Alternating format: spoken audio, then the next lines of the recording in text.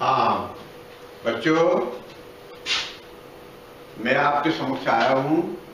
मुझे आपको कोई पढ़ाना नहीं है, न कोई आपको ऊपर कोई लेक्चर देना है। मैं सिर्फ आपसे बात करने के लिए आया हूँ। सिर्फ मुझे आपसे बात करनी है। तो बच्चों, सबसे पहले एक बात आती है, आपने देखा होगा बाहर हरे रंग के पेड़ पौधे लगे होते हैं। इसके अलावा इस पेड़ पौधों के आसपास बहुत सारे जंतु इधर उधर घूमते रहते हैं, जैसे गाय है, मेढक है, बकरी है, बैल है और माली जो कि बगीचे में पेड़ पौधे लगाता है, इनको नए पौधे और रोपित करता है और सफाई करता है। तो जितने भी हरे रंग के आप पौधे दिखते हैं वे सब पेड़ पौधे कहलाते हैं। और इसके अलावा अपन जितने लोग हैं ये सब के सब जीव जंतु कहलाते हैं। एक बात का ख्याल रखना, जंतुओं में और पेड़ पौधों में सबसे बड़ा अंतर ये होता है कि जंतु अपना भोज्य पदार्थ स्वयं नहीं बनाते। आप घर पे जाते हो, स्कूल से घर पे जाते हो, मम्मी से कहते हो मम्मी आपने बस्ता पटका, मम्मी मुझे बहुत जोर से भूख लग रही है। मम्मी कहती है बेटा हाथ धो लो, बैठो, हम तुमको खाना खिलाते हैं। फिर थोड़ी देर आप हाथ धो के आते हो, आप खाना खाते हो, मम्मी आपको खाना खिलाती है। लेकिन पेड़ पौधे ऐसा नहीं करते, क्योंकि उनकी कोई मम्मी नहीं है, कोई उनके पापा नहीं है। वे समस्त पेड़ पौधे अपना भोज्य पदार्थ खुद ही निर्माण करते हैं। उनके मम्मी को भी बैठ के उनको खाना नहीं खिलाती है, उनको अपना भोज्य पदार्थ खुद ही बनाना पड़ता है। अतः पेड़ पौधे जंतुओं में सबसे बड़ी भिन्नता ये होती है कि पेड़ पौधे अपना भोज्य पदार्थ स्वयं बनाते हैं, इसलिए उन्हें हम स्वयं पोषी कहते हैं। लेकिन जितने भी जीव जंतु हैं वे सभी जीव जंतु भोज्य पदार्थ के लिए दूसरों के ऊपर निर्भर होते हैं। चलिए, आपके घर के पास कुत्ते रहते हैं। कुत्ते जो है किसके ऊपर निर्भर हैं? आपके ऊपर निर्भर हैं। वो बैठे रहते हैं और शाम को देखते हैं कि जो है कब कोई आके हमको रोटी डालता है। तो वो जो जीव जंतु सदैव हमेशा भोज्य पदार्थ के लिए दूसरों के ऊपर निर्भर होते हैं, उन्हें हम परपोषी कहते हैं। इस प्रकार से हम जीव जंतुओं को हम पौधों से अलग कर सकते हैं। चलिए, एक बात पूरी हो गई। अब हम दूसरी बात लेते हैं। आपने देखा होगा बर्थडे, वर्षगांठ। घर में केक आएगा, केक कटेगा, अपन वर्षगांठ मनाएंगे। मनाते हैं कि नहीं मनाते हैं? इस वर्षगांठ में आपके पापा होते हैं, आपकी मम्मी होती हैं, आपके दादा होते हैं, आपकी दादी होती हैं, आपके नाना होते हैं, आपकी नानी होती है। दादा दादी, नाना नानी थोड़ा सा वृद्ध होते हैं। मम्मी पापा थोड़े से यौवन होते हैं, फुर्तीले होते हैं। और तुम लोग तो सबसे ज्यादा फुर्तीले, एक मिनट भी एक जगह बैठते नहीं हो। अभी यहाँ खाना खाया, दौड़ के बाहर, फिर घर के अंदर, फिर दौड़ के कहीं चले गए। अर्थात कहने का ये है कि तुम्हारे दादा दादी ने तुम्हारे पापा को उत्पन्न किया, पापा को पैदा किया, और तुम्हारे पापा ने मम्मी से शादी की, शादी करने के बाद में तुमको उत्पन्न कर दिया। अब बेटा, कभी तुमने सोचा है कि तुम्हारी ये उत्पत्ति कैसे हुई? कभी इसके बारे में सोचा है कि तुम्हारी उत्पत्ति जो हुई है वो किस तरीके से हुई है? चलिए, ये तो अपने बारे में बात होती है। अब आप ले लीजिए जानवरों के बारे में। कुत्ता है, आपने देखा है, कुत्ते के जो है आपने छोटे छोटे पिल्ले आपने देखे हैं जो कुं कुं कुं करके घूमते रहते हैं। घूमते हैं कि नहीं घूमते हैं? तुम्हारे घर के पास आ जाएंगे, तुम्हारे पैरों से आके लिपट जाएंगे, तुम उनको अपनी गोदी में उठा लोगे, फिर उनको तुम जो है, छोटे होते हैं, चूंकि दांत नहीं होते हैं, तुम उनको दूध पिलाते हो, वो दूध पी लेते हैं, वो तुमको प्यार करते हैं, तुम उनको प्यार करते हो, है कि नहीं? करते हो कि नहीं करते हो? बिल्ली लो, बिल्ली भी एक जंतु है। बिल्ली का छोटा सा बच्चा आपके घर में आता है, म्याऊं म्याऊं करके आता है और आपके घर में आके आपका जो दूध रखा है वो सब पी जाता है। ठीक है, आप उसको भी प्यार करते हो।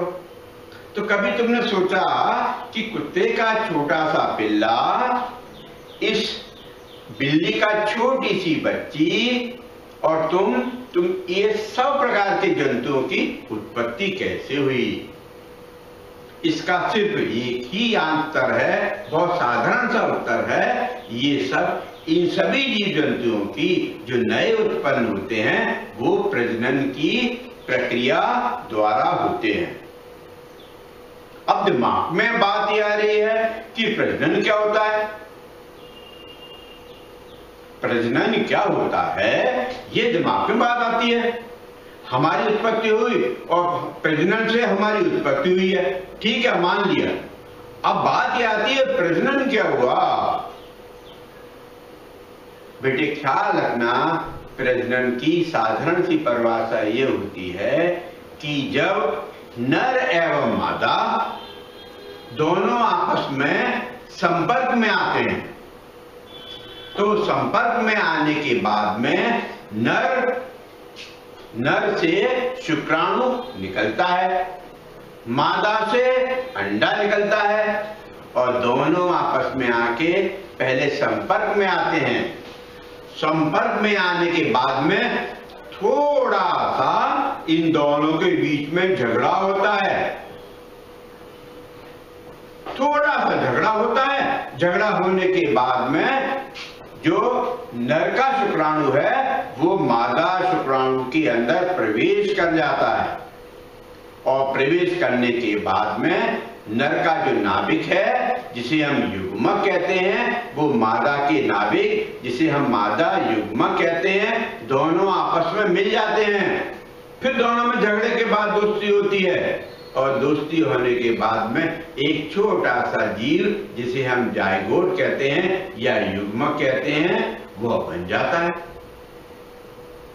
आपके घर में भी है, मम्मी जो है कहती है पापा से तुमने फलाना काम नहीं किया और पापा कहते हैं मम्मी तुमने फलाना काम नहीं किया। दोनों में थोड़ी देर झगड़ा होता है और झगड़ा होने के बाद में शाम को दोनों में फिर दोस्ती हो जाती है। ऐसे ही नर एवं मादा के दोनों के शुक्राणु एवं अंडों के बीच में झगड़ा होने के बाद में आपस में मेल हो जाता है और आगे चल के जायगोट या युग्मक का निर्माण होता है और युग्मक के निर्माण से आगे चल के धीरे धीरे करके नई संतान उत्पन्न होती है। अब प्रश्न ये आता है कि संतान उत्पन्न हुई। अब जंतुओं में संतान उत्पन्न होने के दो तरीके अलग अलग हैं।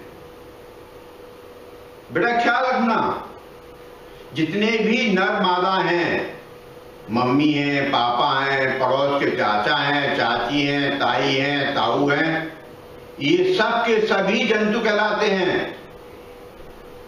जैसा जो है कुत्ता जंतु है वैसे अपन भी जंतु हैं और अपन सबों का एक, जैसे कुत्ते का नाम देते हैं DOG डॉग, डॉग माने कुत्ता, ऐसे ही अपन लोगों का एक साधारण सा नाम होता है होमो सैपियंस। होमो सैपियंस में नर भी आते हैं और मादा भी आते हैं, ठीक है। तो ये जो हमने बताया था कि नर का मादा पास पास आएंगे, जुड़ जाएंगे, भ्रूण बनेगा, अपन बनेंगे, ये सब प्रजनन की क्रिया लैंगिक प्रजनन कहलाती है। जंतुओं में लैंगिक प्रजनन की क्रिया कॉमन होती है।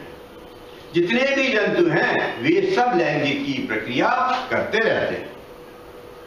ये प्रक्रिया जो हमने आपको बताई ये कुत्ता भी करता है, बिल्ली भी करती है। अरे और तो और मेढक महाराज जो बरसात ऋतु में तालाब से निकल के अपने घर में टर टर टर की आवाज करते हैं और अपन उनके घर से बाहर निकाल देते हैं। इसके अलावा मछली, फिश, संडे हुआ, मम्मी ने पापा से कहा कि आज तो भाई संडे है, आज तो फिश लेके आओ, मछली लेके आओ। पापा गए बाजार से, मछली लेके आए। वो मछली भी उसी प्रकार से निषेचन या युग्मन का कार्य करती है, लैंगिक प्रजनन का कार्य करती है, जैसा अपन करते हैं। चलिए, ये तो लैंगिक का किस तरीके से लैंगिक करते हैं ये हो गया। अब इस लैंगिक प्रजनन दो तरीके से होता है। प्रथम होता है आंतरिक, दूसरा होता है बाहरी या बाह्य प्रजनन। आंतरिक प्रजनन में जितने भी हम सब लोग हैं, हम हैं, हमारे पापा मम्मी दादा दादी, ये सब आंतरिक लैंगिक प्रजनन करते हैं। अरे भाई, आंतरिक लैंगिक प्रजनन क्या होता है? आंतरिक लैंगिक प्रजनन में जब नर एवं मादा दोनों आपस में संपर्क में आते हैं तो नर के जो भी अंग होते हैं जिनको नर जननांग कहते हैं, वे मादा जननांग के अंदर प्रवेश करते हैं और प्रवेश करने के बाद में वे मादा के जननांग के अंदर प्रवेश होने के बाद में मादा जननांग के संपर्क में आते हैं और मादा जननांग के संपर्क में आने से उनके ओवा जो मादा जननांग से निकलती है, उस मादा जननांग के ओवा से ये नर का शुक्राणु आपस में जुड़ जाता है और युग्मनज या जाइगोट बना देता है। और फिर यही जाइगोट या युग्मनज शरीर के अंदर ही धीरे धीरे भ्रूण में परिवर्तित हो जाता है, जो आगे चल के नई संतान उत्पन्न करता है। और ये संतान जो है हमेशा शरीर के अंदर ही उत्पन्न होती है। तुम्हारे घर में छोटा भैया या छोटी बहन आ गई, मम्मी बताती है इसको तो हम अस्पताल से लेके आए हैं बेटा। अस्पताल से लेके ऐसे नहीं आते हैं, ये मादा या तुम्हारी मम्मी के पेट में या बहन या भाई धीरे धीरे वृद्धि करता है और जब ये पूर्ण रूप से विकसित हो जाता है तो इसके विशेष प्रकार के अंगों के द्वारा ये बाहर आता है। तभी मम्मी कहती हैं कि हम इसको अस्पताल से लेके आए। अब दूसरे प्रकार का लैंगिक प्रजनन है, वह बाह्य लैंगिक प्रजनन। बहुत साधारण सा, आपने मेढक देखा होगा, मेढक टर टर की आवाज करता है। मेढक टर टर की आवाज अपने लिए नहीं करता कि वो अपने को सुना रहा है कि आप मेरी आवाज सुनो, मेरी आवाज बहुत मीठी है। मेढक टर टर की आवाज इसलिए करता है कि दूसरे अपोजिट सेक्स या मतलब मादा जो है मेढक नर मेढक को अपनी ओर आकर्षित करने के लिए आवाज करती है, अपनी ओर आकर्षित करने के लिए आवाज करती है। तो धीरे से नर जो है मतलब जो भी है मेढक है वो मादा के दोनों संपर्क में आते हैं। और लेकिन संपर्क में आने के बाद में इसके कोई जननांग ऐसे नहीं होते हैं जो जननांग जो है मतलब शरीर के अंदर प्रवेश करते हैं। सिद्ध होता यह है कि नर मेढक अपने शुक्राणु को तालाब के बाहर निकाल देता है और मादा मेढक अपने ओवा को बाहर निकाल देती है। दोनों तालाब की जो सतह पर तैरते हैं और एक झिल्ली नुमा पदार्थ ढके रहते हैं और आपस में वो जुड़ जाते हैं। जुड़ने के बाद में बहुत सारी मेढक कुछ समय बाद उत्पन्न हो जाते हैं। इस प्रकार के लैंगिक प्रजनन को बाह्य लैंगिक प्रजनन कहते हैं। मेरे ख्याल से थोड़ा बहुत आपको समझ में आया होगा। चलिए अब अपन चलते हैं। हमने आपसे पहले भी यही बात कही थी कि किस प्रकार से हम छोटे छोटे बच्चे उत्पन्न होते हैं। मनुष्य मानव की बात करेंगे बेटा अपन। अपन मानव हैं, भगवान ने सबसे ज्यादा अपने को बुद्धि दी है, तो अपन बुद्धि का प्रयोग करके सबसे पहले देखेंगे हम लोग कैसे उत्पन्न होते हैं। जहां तक है हम लोग जो उत्पन्न होते हैं वो एक विधि के द्वारा उत्पन्न होते हैं जिसको हम कहते हैं लैंगिक प्रजनन। लैंगिक प्रजनन, लैंगिक प्रजनन करने के लिए मानव में या मनुष्यों में इसके लिए अंग होते हैं जिनको हम प्रजनन अंग कहते हैं।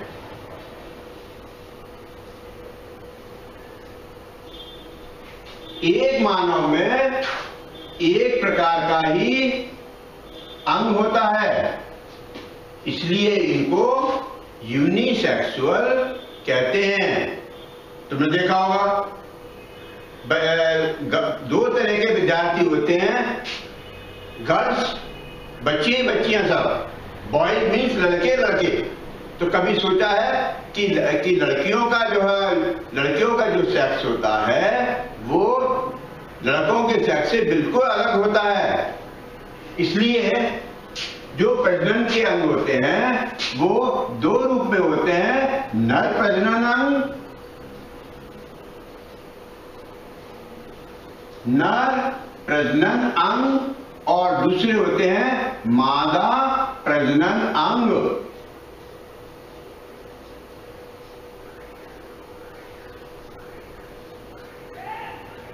ठीक है, तुम्हें मालूम है कि नर कौन सा होता है और मादा कौन से होते हैं?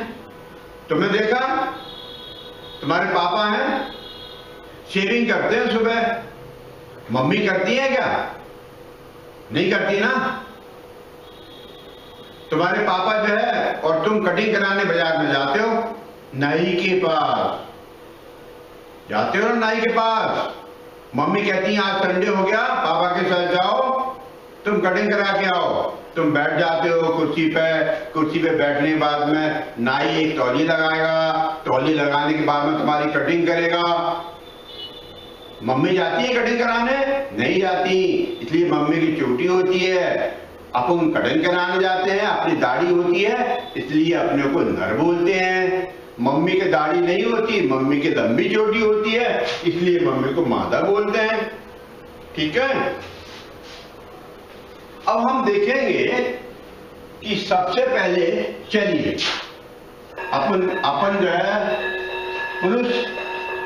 पुरुष हैं या लड़के हैं, तो सबसे पहले अपन देखेंगे कि नर में प्रजनन अंग कौन कौन से होते हैं, जिन प्रजनन अंगों से नर प्रजनन की क्रिया करता है।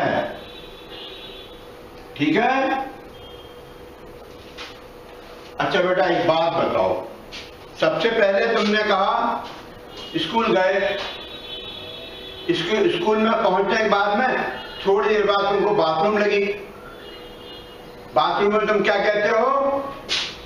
एक्सक्यूज मी मैडम, 1 मिनट के लिए मैं आ रहा हूं, और उंगली दिखाते हो छोटी वाली।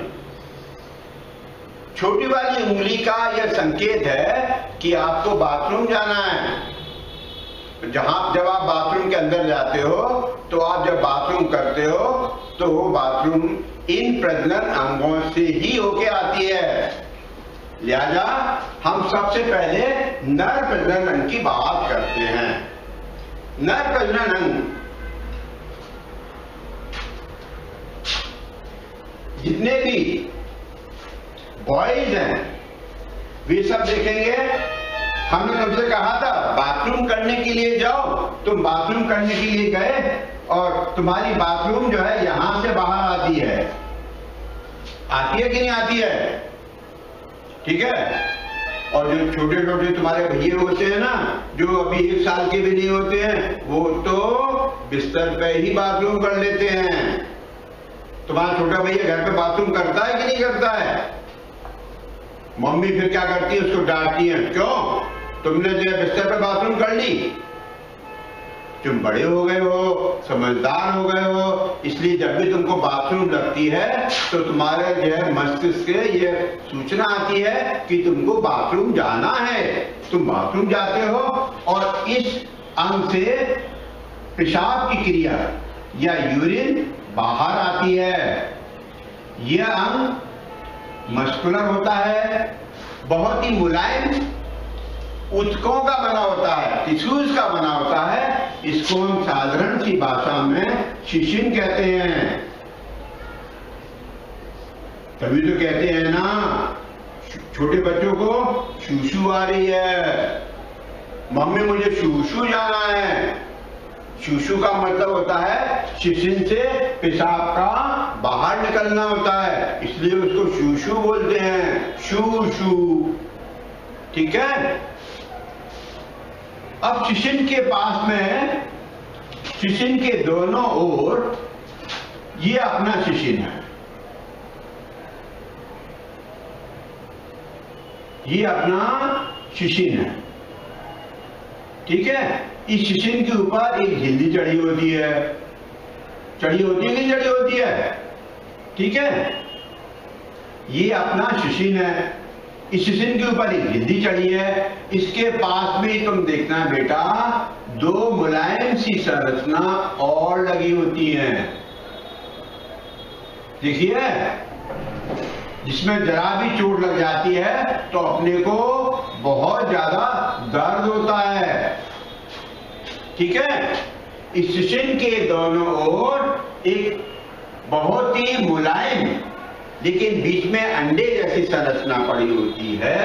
इस अंडे जैसी संरचना को हम वृषण बोलते हैं, वृषण। ठीक है। ये देखो बेटा, ये शिशिन है। अपन ने ये क्यों दिखाई दे रहा है? अपन ने इसका क्या किया है कि अपन ने इसको एक करवट से लिटा के फोटो लिया है। अगर अपन ने इसका सीधा फोटो लेते तो ऐसी इसकी संरचना दिखाई देती। इसको अपन ने लिटा के फोटो लिया है, इसलिए एक ही इसका वृषण दिखाई दे रहा है। ये है इसका वृषण। चलिए इसको लिखे देते हैं अपन वृषण। वृषण आगे चल के एक नलिका से जुड़ा होता है। ये देखो, ये नलिका आई बेटा, ये नलिका आ रही है। ठीक है। इस नलिका को हम शुक्र नलिका कहते हैं। बेटा ध्यान रखना, शुक्र को शुक्रवार से मत जोड़ना, शुक्र को शुक्रवार से मत जोड़ना। इसको हम शुक्र नलिका कहते हैं। ठीक है। अरे भाई देखिए, शुक्र नलिका क्यों कहा? क्योंकि यह नलिका वह रास्ता है जो शुक्राणु को इस नलिका से होके ऊपर गुजरना पड़ता है, इसलिए इसे हम शुक्र नलिका कहते हैं। लेकिन बेटा इस शुक्र नलिका को शुक्रवार से कभी मत जोड़ना। इस शुक्र नलिका को शुक्रवार से कभी मत जोड़ना। वो शुक्रवार होता है कैसे? सोमवार, मंगलवार, बुधवार, बृहस्पतिवार, शुक्रवार। तो ये शुक्रवार नहीं है बेटा, ये शुक्र नलिका है। ये शुक्र नलिका आगे चल के तुम यहां देखो, यहां आ जाती है और यहां आने के बाद में फिर ये आगे चल के ये देखो यहां से घूम गई और घूमने के बाद में यहां आ गई। ठीक है। यहां आने के बाद में इधर आ गई, इधर आने के बाद में ये ऐसी आ गई। आई कि नहीं आई? ये शुक्र नलिका आगे चल के मुड़ जाती है और घूमती हुई अपने शिशिन में आके मिल जाती है। ठीक है। शिशिन में आके मिलती है। इस शिशिन में यहां पर एक जोड़ होता है, यहां तुम देख रहे हो एक जोड़ होता है। इस जोड़ में दो नली आपकी मिलती हैं, एक तो शुक्र नलिका मिलती है और दूसरी बाथरूम वाली नलिका मिलती है। बाथरूम वाली नलिका को हम यूरेटर बोलते हैं, यूरेटर। जब हमारी बाथरूम इस ब्लैडर के अंदर इस बर्तन के अंदर इकट्ठी हो जाती है तो उसमें दबाव बढ़ जाता है और वो यूरेटर से कहती है कि भैया ये हमको बाहर जाना है, तो इस यूरेटर के द्वारा इस नलका से यहाँ जुड़ जाती है और जुड़ने के बाद में यहाँ से बाथरूम बाहर निकल जाती है। जब ये बाहर निकलती है बेटा हमेशा ख्याल रखना, प्रजनन के समय शुक्राणु इसी नलका के द्वारा बाहर निकलते हैं और जो अपन जो है बाथरूम के लिए जाते हैं वह द्रव भी इसी के द्वारा बाहर निकलता है। लेकिन ध्यान रहे प्रजनन के समय किसी भी कीमत पर सिर्फ शुक्राणु ही बाहर आएंगे, लेकिन बाथरूम बाहर नहीं आ सकती है क्योंकि यहाँ पर एक गेट लगा हुआ है, जिसे दरवाजा बोलते हैं। ये दरवाजा बंद हो जाता है, कितनी भी बाथरूम लगी होगी बाथरूम नहीं आएगी क्योंकि इस समय इसको यहाँ से सिर्फ शुक्राणु ही बाहर आएंगे। जैसे आपने देखा है रेल की पटरी पर सिर्फ एक ही ट्रेन निकलती है। कभी आपने देखा है कि एक प्लेटफॉर्म पे दो ट्रेनें आके खड़ी हुई हो गई हो? एक ट्रेन आएगी, एक ट्रेन खड़ी रहेगी, तब तक चाय वाला आ जाएगा, चाय गरम लो, चाय गरम, ठीक है। फिर धीरे से आवाज आ जाएगी कि इस गाड़ी का चलने का संकेत हो गया है, आपने अपनी जगह ले ली होगी। जगह लेने के बाद में अब ये ट्रेन रवाना हो रही है, लिहाजा आप सब लोग अपनी अपनी जगह पर बैठ जाइए। जिन्होंने टिकट नहीं लिया वो उतर जाइए और धीरे से वो ट्रेन चली जाएगी। कुछ टाइम बाद दूसरी ट्रेन आएगी, वो खड़ी हो जाएगी, वो भी ऐसे करेगी।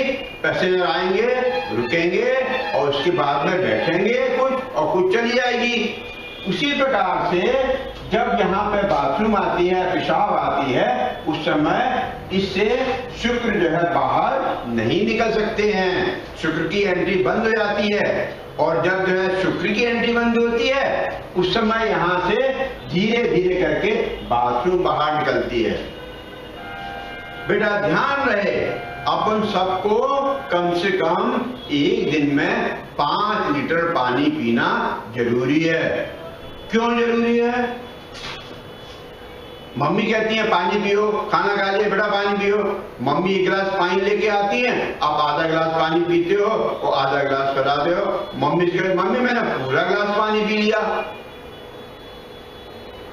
घर की मम्मी आधे से ज्यादा डॉक्टर होती हैं, उनको मालूम है कि हमारे बच्चे को 4 लीटर पानी पीना आवश्यक है।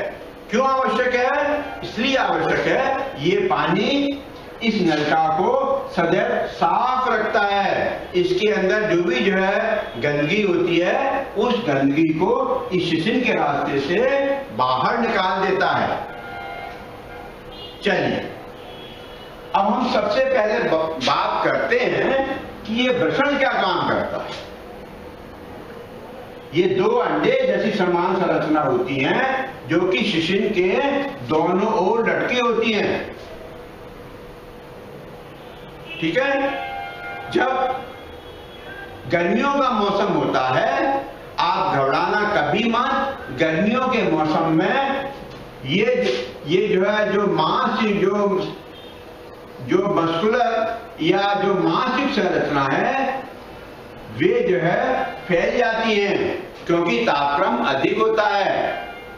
लेकिन सर्दियों में ये संरचना धीरे से सिकुड़ जाती है और ये ऊपर की ओर चली जाती हैं, वो खिसक के यहाँ आ जाती हैं। तो आप लोग कभी घबराना नहीं कि सर्दियों में जो है ये हमारे वृषण ऊपर क्यों चले जाते हैं और गर्मियों में नीचे क्यों चले जाते हैं, ठीक है। ये हमारे बॉडी हमारे शरीर की प्रक्रिया है, ये प्रक्रिया चलती रहती है। चलिए अब हम बात कर रहे थे वृषण की। वृषण एक जोड़ी होते हैं ये की और इसके मध्य में शिशिन उपस्थित होता है। ये वृषण संरचना में देखने में बिल्कुल अंडे जैसा दिखाई देता है। कितने लोग ऐसे हैं जो मुर्गी के अंडे खाते हैं? बताओ। कितने लोग ऐसे हैं जो मुर्गे के अंडे खाते हैं? बताओ। कितने लोग ऐसे हैं जो मुर्गे के अंडे खाते हैं? कितने लोग ऐसे हैं जो मुर्गी के अंडे खाते हैं? बताओ। मेरे विचार से मुर्गा अंडा कभी नहीं देता, मुर्गी अंडे देती है। ठीक है? कभी कोई तुमसे कहे मुर्गे ने अंडे दिए, मना करना नहीं, मुर्गा अंडा कभी नहीं देता, मुर्गी अंडे देती है। ठीक है?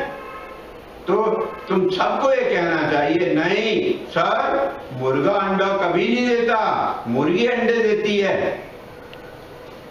लिहाजा मुर्गी के अंडे जैसा बिल्कुल समान संरचना मुर्गी के अंडे जैसा वृषण होता है, इसे हम वृषण बोलते हैं। इस वृषण में बहुत सारे छोटे छोटे संरचना होती हैं।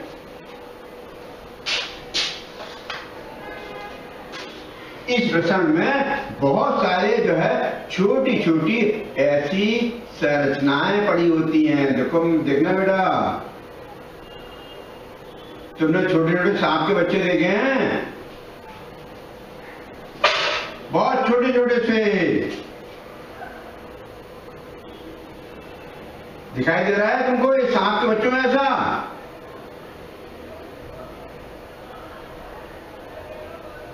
दिखाई दे रहा है? एक वृषण में लाखों शुक्राणु होते हैं। क्या होते हैं? लाखों शुक्राणु होते हैं।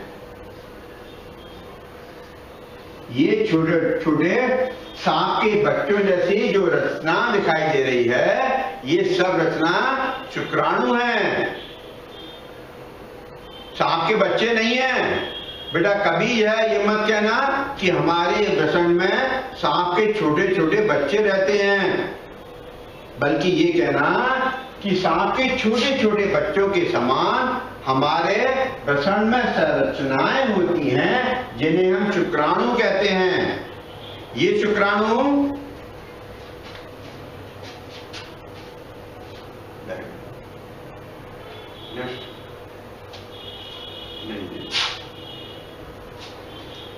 देखो, ये शुक्राणु आ गया।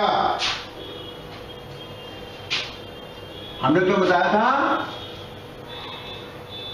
सांप के छोटे बच्चों जैसी संरचना हमारे वृषण के अंदर पड़ी होती है। ये देखो सांप जैसा दिखाई दे रहा है, काला सांप देखा है? काला वाला, जहरीला वाला, बिल्कुल ये फन है? ये इसकी गर्दन है, ये इसकी पूंछ है। ठीक वैसे ही हमारे शुक्राणु की रचना होती है। हमारे शुक्राणु की भी संरचना उसी प्रकार से होती है। सांप का जो ऊपर वाला जिसे हम फन कहते हैं, वो उसका हेड होता है। ऐसे ये हमारे शुक्राणु का हेड या सिर होता है। क्या होता है? सिर होता है। ठीक है? इस सिर में ऊपर वाले भाग में तुम देखना, इसका ऊपर वाला भाग नुकीला होता है, नुकीला भाग।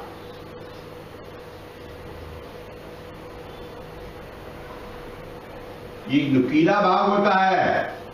ठीक है? इसके बीच में एक पाइप जैसी संरचना होती है, जिसको हम इसका मध्य भाग कहते हैं।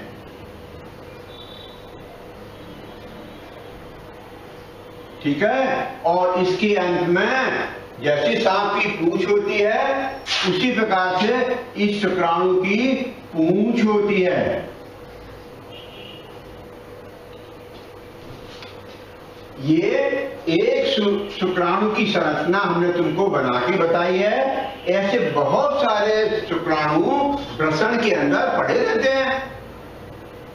अगर तुम एक शुक्राणु की अगर संरचना को देखोगे तो इसका ऊपर वाला भाग सिर कहलाता है, हेड। तुम्हारा हेड कहाँ है भाई? हेड मालूम है? इस पे बाल है, नाक लगी है, 2 आंखें लगी हैं, मुंह लगा हुआ है और साथ में एक नाक लगी है, वो तुम्हारा सर है। वैसे ही इस शुक्राणु में इतनी सारी चीजें नहीं होती हैं, सिर्फ सिर होता है और इस सिर के अगला वाला भाग इसका नुकीला होता है। नुकीला क्यों होता है? नुकीला भाग ही इसका हथियार है। इस नुकीले भाग से ही वो मादा की ऊपर वाली झिल्ली से लड़ाई करता है, ऊपर वाली झिल्ली को फाड़ के अंदर प्रवेश कर जाता है, इसलिए ये भाग इसका नुकीला होता है। इसके बाद में इसका मध्य भाग होता है। इस मध्य भाग में और इस सिर में इसके अंदर इसके जेनेटिकल या नाभिक इसके अंदर पड़ा होता है, जो कि मादा के युग्मक से जाके मिल जाता है।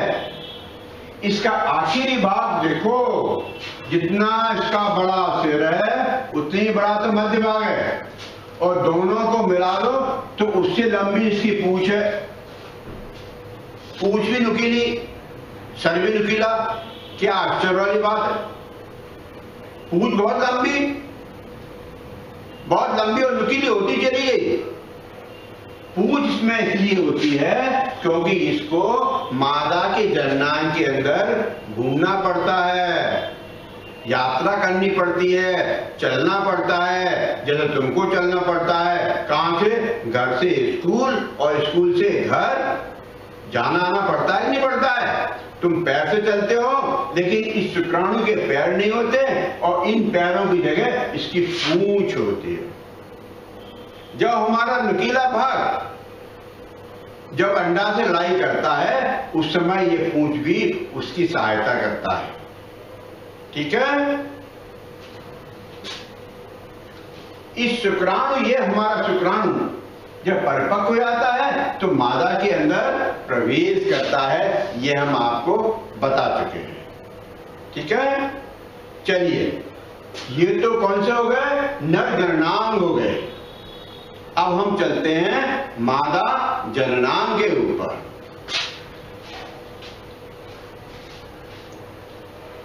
मादा जननांग के ऊपर।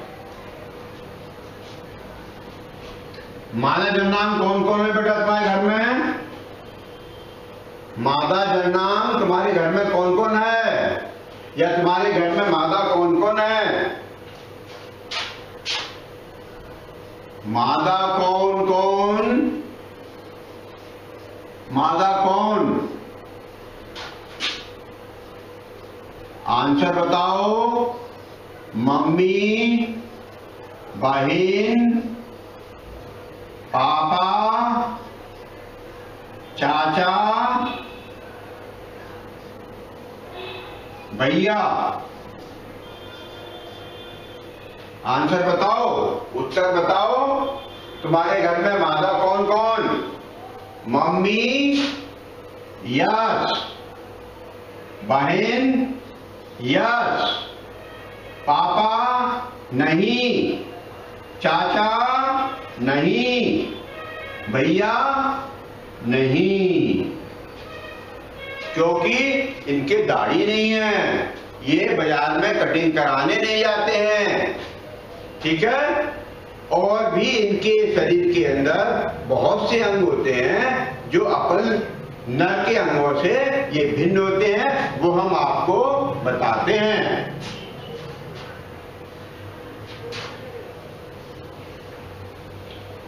जहां हमने आपसे कहा बेटा मादा जननांग, मादा जननांग की हमने बात करी, तो मादा जननांग में सबसे पहले आता है जो मुख्य भाग है वो है अंडाशय, जहां पर अंडा उत्पन्न होता है, पैदा होता है और विश्राम करता है। एक अंडाशय में एक ही अंडा विकसित होता है। दूसरा भाग इसका होता है अंडवाहिनी।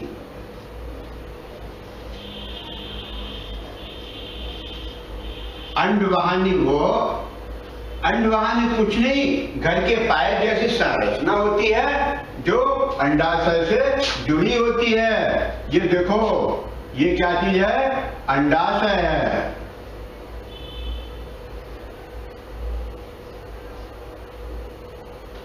ये अंडाशय है। इस अंडाशय के अंदर में यहां पे क्या चीज है? ये अंडा है। ठीक है। ये अंडा आगे चल के एक नलिका से जुड़ा होता है। इस नलिका को हम अंडवाहिनी कहते हैं। अंडवाहिनी, देखो यहां से अंडा से आया, ये अंडवाहिनी से जुड़ गया। अंडवाहिनी आगे चल के एक ऐसी संरचना से आके ये मिल जाती है, त्रिकोणीय संरचना से। इस त्रिकोणीय संरचना को हम यूटेरस कहते हैं।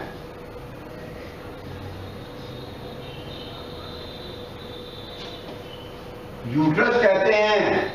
इस यूटेरस में आगे चल के भ्रूण विकसित होता है। यह यूटेरस आगे चल के एक नली जैसी संरचना से जुड़ी होती है। इस नली जैसी संरचना को हम वेजिना बोलते हैं। इसे हम वेजिना कहते हैं। ठीक है।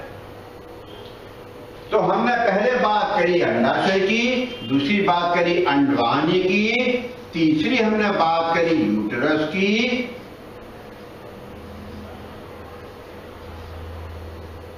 और चौथी बात की वेजिना की। वेजिना को हम निषेचन नलिका कहते हैं। निषेचन नलिका कहते हैं।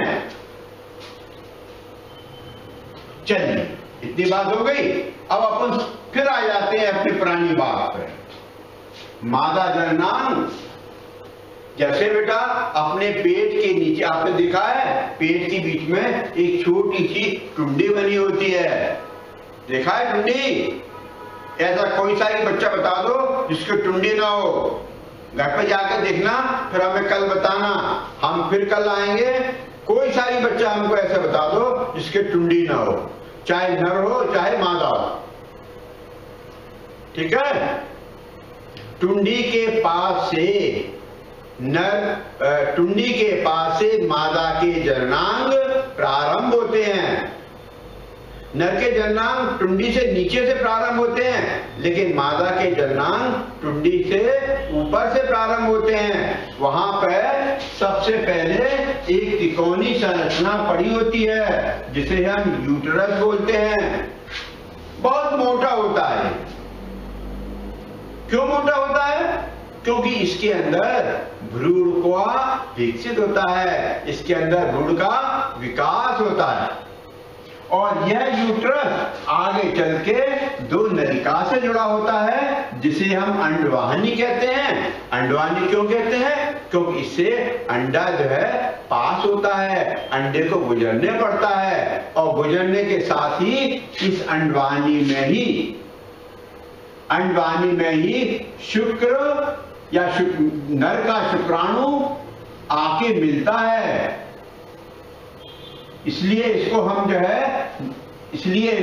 है शुक्रवाहिनी कहते हैं, क्योंकि इसमें नर एवं मादा के दोनों युग्मन का आपस में युग्मन की क्रिया होती है, और युग्मन क्रिया होने के बाद में युग्मक बनता है जिसे हम जाइगोट कहते हैं। और जब जाइगोट बन जाता है तो वो जो है ये फर्टिलाइज्ड एग या निषेचित अंडा कहलाता है, जो आगे चल के यूट्रस में आके गिर जाता है, यूट्रस में आके जुड़ जाता है। जुड़ने के बाद में धीरे धीरे इसका विकास होता है।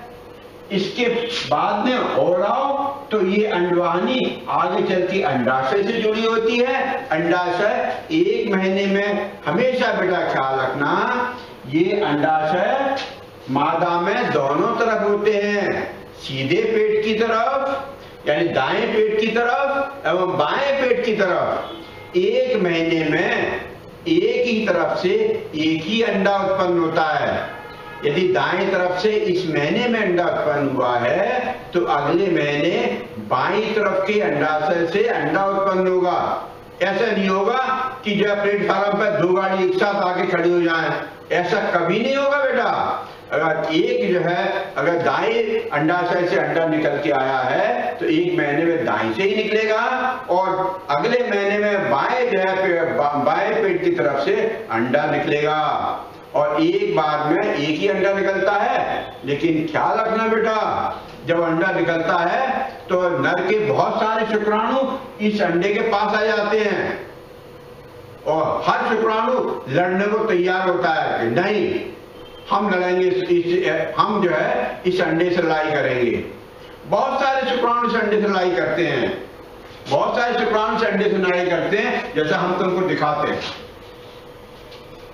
ये देखो,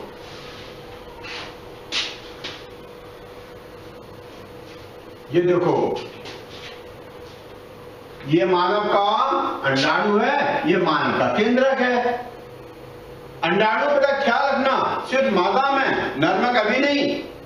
नर वाला तो वो है सांप का बच्चा जैसा है ना, जिसे पूंछ लगी है, इसमें कहीं पूंछ देख रहे हो क्या? ये तो मम्मी की बिंदी है भाई, देखिए मम्मी की बिंदी देखिए ना, ठीक मम्मी की बिंदी जैसा ये मानव अंडाणु होता है। इसके मध्य में केंद्रक होता है या नाभिक होता है, इसके अंदर जितने भी जो है मम्मी के गुण हैं सब पैक रहते हैं। ठीक है,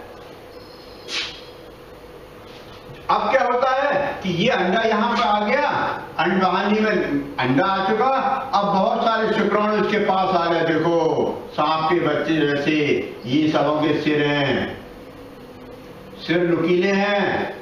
ये देखो एक आ गया शुक्राणु लड़ने को, दो आ गया शुक्राणु लड़ने को, तीन शुक्राणु लड़ने को आ गए। लेकिन सबसे जल्दी जो है नंबर 2 का शुक्राणु ने इसकी एक झिल्ली तोड़ दी, 2 झिल्ली तोड़ दी, 3 झिल्ली तोड़ दी और अंदर घुस गया। पुराने जमाने में बेटा क्या होता था, एक राजा रहता था, एक राजा महल में रहते थे, दूसरा राजा आता था, वो उस पर चढ़ाई कर देता था, एक दरवाजा तोड़ता था अपने नुकीले नुकीले भालों से, दूसरा दरवाजा तोड़ता था नुकीले नुकीले भालों से, तीसरा दरवाजा तोड़ता था नुकीले भालों से और जाके राजा को मार देता था। लेकिन यहाँ मारने वाला कोई बात नहीं है, यहाँ सिर्फ दरवाजे तोड़ने के बाद में मादा का जो नाभिक है जिसे हम अंडाणु कहते हैं, उससे अपना संपर्क करना, उससे अपनी दोस्ती करनी, उससे अपने सामंजस्य स्थापित करना। अब ये यहाँ आया, इसके मादा के पास में आ गया, इस मादा से दोस्ती कर ली और अपना नाभिक का जो है जो भी अपना मटेरियल है, जो भी द्रव्य है, इस मादा के जो है जो नाभिक है इसके द्रव्य में मिला दिया। दोनों में आपस में मेल हो गया। जैसे कहते हैं ना hello shake hand, shake hand करते हैं कि नहीं करते हैं, वैसे इन दोनों ने आपस में शेक हैंड कर लिया। शेक हैंड होने के बाद में ये एक मिनट में परिवर्तित हो जाता है। ये देखो, ये जो है कैसा है, ये नर केंद्रक है, ये मादा केंद्रक है।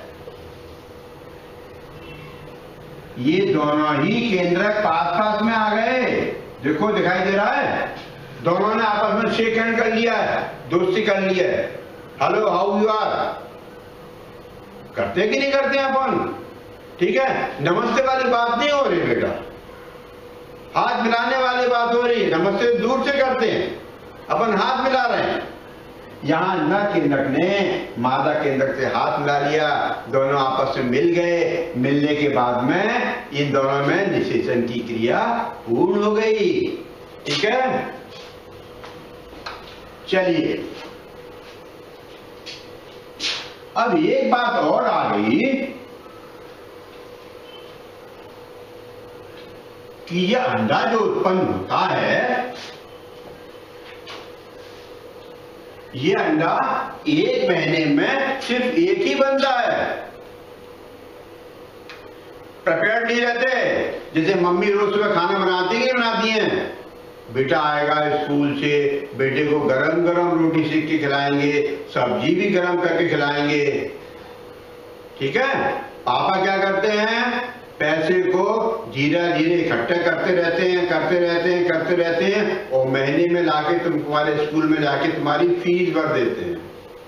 वैसे ही पापा चूंकि नर हैं, नर के अंदर बहुत सारे शुक्राणु इकट्ठे होते रहते हैं, आपस में बहुत सारे इकट्ठे हो जाते हैं। स्टोर हाउस रहता है जिसमें बहुत सारे शुक्राणु भरे होते हैं, जैसे सांप के छोटे छोटे जो है बच्चे भरे होते हैं, ऐसे।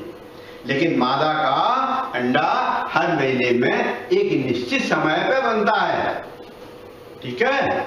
ये जो समय जो पे बनता है उसकी एक पूरे महीने की क्रिया होती है। उस क्रिया को या पूरे महीने का एक चक्र होता है। इस चक्र को हम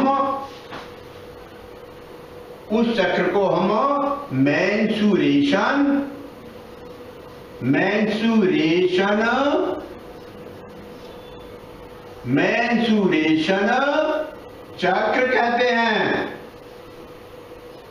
क्या कहते हैं? मेंसुरेशन चक्र कहते हैं। ये मेंसुरेशन चक्र महीने में जैसे बेटा 30 दिन होते हैं, 30 दिन होते हैं कि नहीं होते हैं? अंदाज से मान लो, फरवरी छोड़ दो 28 दिन की, 30 दिन का महीना मान लो। इस 30 दिन में क्या होगा कि जितनी भी मादा होती हैं उनमें 4 से 5 दिन यह चक्र चलता है। इस चक्र को हम क्या कहते हैं? मेंसुरेशन कहते हैं। इस मेंसुरेशन में क्या होता है कि जब यहां से अंडाशय से अंडा निकल के आया, इसको शुक्राणु नहीं मिले तो यह आके यूट्रस में आके गिर जाता है, पड़ा रहता है, 3-4 दिन इंतजार करता है। अगर शुक्राणु नहीं मिलते तो ये अंडा यहाँ आके खत्म हो जाता है, इसकी डेथ हो जाती है, ये मर जाता है। और मरने के बाद में जितनी भी यहाँ पे यूट्रस में जो अंदर की ओर जो है कोशिकाएं बनी है, झिल्ली बनी है, उनसे जो है लाल रंग का द्रव निकलना शुरू होता है। और ये लाल रंग का द्रव इस वेजिना के द्वारा बाहर निकलता है और ये 4 से 5 दिन तक चक्र चलता रहता है। इस चक्र को ही हम मेंसुरेशन चक्र कहते हैं, ठीक है। ख्याल रखना, मेंसुरेशन चक्र कभी भी नर में नहीं होता है। क्यों नहीं होता है? नर में अंडा कहाँ है भाई? मुर्गा अंडा देता है, मुर्गी। तुम्हें सबने कहा था कि मुर्गी अंडे देती है, मुर्गा नहीं देता है, तो फिर नर में कहां से आ जाएगा अंडा? हमेशा मादा में ही होता है। और ये क्रिया ऐसा नहीं है कि सिर्फ मनुष्य में होती है मादा की, ये सब क्रिया और भी जंतुओं में अलग अलग तरीके से होती रहती है, ठीक है। तो हम तुमको आगे चल के इस मेंस्ट्रुएशन चक्र का क्या कीमत है वो बताएंगे, ठीक है। मेंस्ट्रुएशन चक्र होता क्यों है? मेंस्ट्रुएशन चक्र इसलिए होता है कि 4 दिन तो ये निकल गए, 4-5 दिन तो ये निकल गए, अब 25 दिन बचे। 25 दिन में 3 दिन अंडा इंतजार करेगा, समझ लीजिए ये 5 दिन समझ लो। 5 दिन ये निकल गए, 3 दिन अंडे ने इंतजार किया,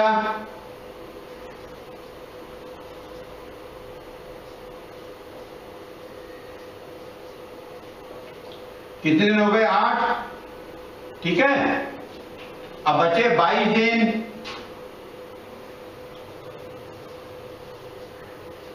ये 22 दिन है, ये 22 दिन मादा में वेजिटेटिव फेज कहलाता है। इन दिनों में यदि निषेचन की क्रिया होती है तो निषेचन की क्रिया ना के बराबर होती है, क्योंकि इस टाइम में अंडा बनता ही नहीं है। सिर्फ ये जो दिन है 5 से 5 मतलब कुल 8 दिन या 10 दिन, इसके अंदर ही अंडा बनता है और निषेचन की क्रिया होती है। इसका सबसे ज्यादा महत्व मेंस्ट्रुएशन चक्र का महिलाओं में या मादाओं में होता है।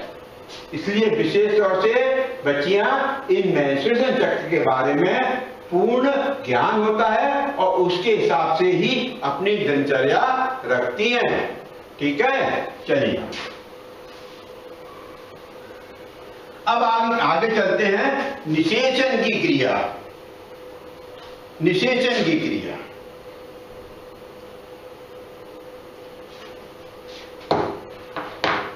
निषेचन की क्रिया में जैसा हमने आपको बताया था, ये मिल जाएंगे, युग्मनज बन जाएगा। पहले ये मानव का अंडाणु है, ये अंडाणु है, शुक्राणु आ गए, मिल गए और मिलने के बाद में युग्मनज बना दिया। ठीक है, अब युग्मनज से आगे चल के कैसे जो है मतलब छोटा बेबी उत्पन्न होता है वो हम आपको बताते हैं। देखो, जब ये अंडा, हमने तुमको बेटा बताया था एक त्रिकोणीय संरचना होती है।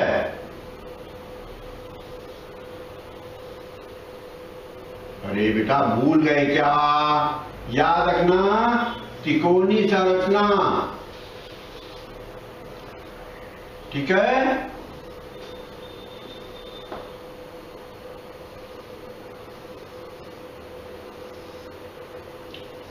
यहां पे अंडा लगा है,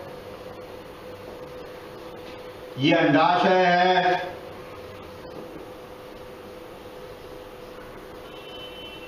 अंडाशय है, ये अंडा यहां से निकल के यहां आया, यहां पहुंच गया। इस वेजिना से यहां पे ये क्या है? यूट्रस है।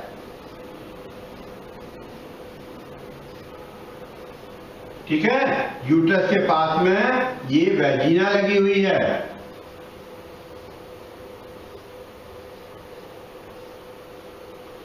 ठीक है, यह यूट्रस भाई मोटा बनाओ भाई, यूट्रस बहुत मोटा होता है, भारी भी होता है।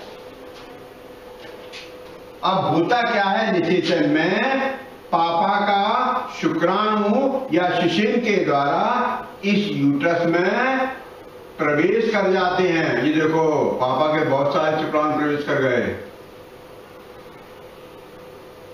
ये धीरे धीरे इस अंडे के पास आएंगे। अंडे के पास में हमने जैसा बताया था, इसको अंडे को निषेचित करेंगे। निषेचित करने के बाद में इसका क्या हो जाएगा? युग्मनज हो जाएगा, या जिसको हम निषेचित अंडा कहते हैं। ये जब ये निषेचित अंडा हो जाएगा तो इसके अंदर जितने भी जो है ये शुक्राणु हैं सब खत्म हो जाएंगे। ये निषेचित अंडा धीरे धीरे खिसक के इसकी दीवार के पास में आके गिर जाएगा, इसकी दीवार से आके यहाँ के जुड़ जाएगा, यूट्रस की दीवार से आके जुड़ जाएगा, इसे संपर्क स्थापित कर लेगा। इसकी दीवार से बहुत सारी कोशिकाएं इससे मिल जाएंगी और मिलने के बाद में धीरे धीरे एक बड़ा भ्रूण बन जाएगा। क्या बन जाएगा? भ्रूण बन जाएगा।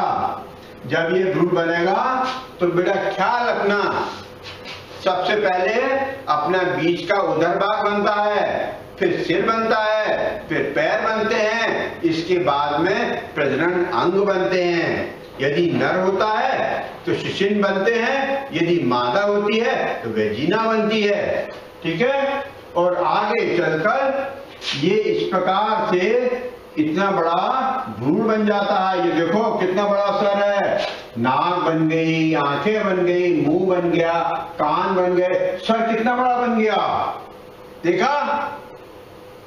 और इसके बाद में देखो इसके छोटे छोटे पैर बन गए। अब ये तुम देख रहे हो एक लाल रंग से जो है, ये लाल रंग की तुम पट्टी देख रहे हो बेटा, ये लाल रंग की पट्टी ही अपनी टुंडी से जुड़ी होती है, मादा की या मम्मी की टुंडी से जुड़ी होती है। इस टुंडी से ही ये नया भ्रूण बना हुआ भ्रूण इस गर्भाशय के अंदर अपना भोज पदार्थ लेता रहता है।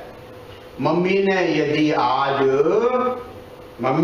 यदि आज लौकी की सब्जी खाई है तो लौकी की सब्जी इस बच्चे के पेट में पहुंच जाएगी। मम्मी ने यदि अंडा खाया है तो अंडे के जितने भी तत्व हैं इस बच्चे के अंदर पहुंच जाएंगे।